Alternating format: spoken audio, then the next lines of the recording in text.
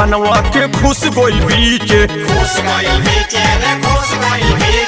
कबो जाला ऊपर कबो चल जाता नीचे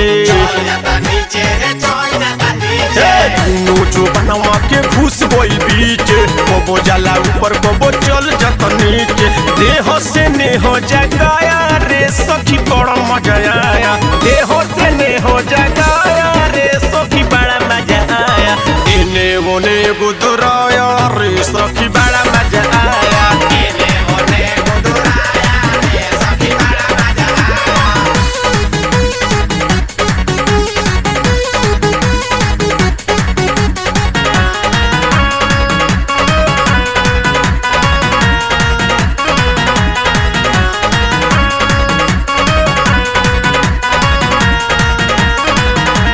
रतिया में सोई थी अपनी पलंगिया धीरे धीरे रेंग दियो सगरिया लंगिया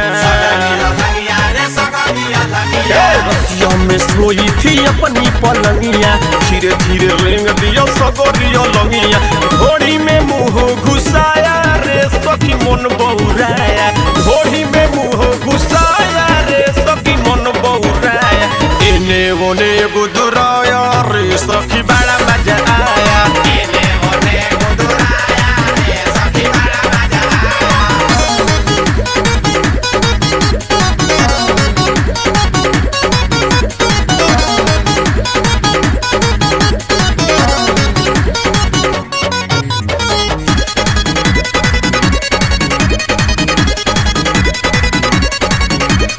अचके में घुस गया लहंगा के अंदर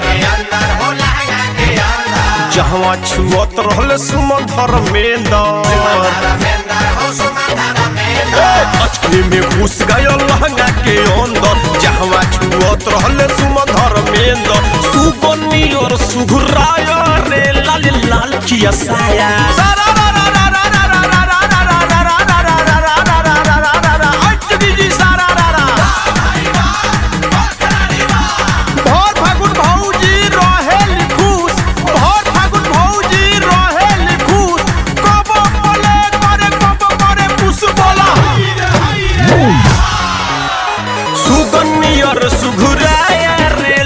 लाल किया साया इने ओने गुदराया रे सखी।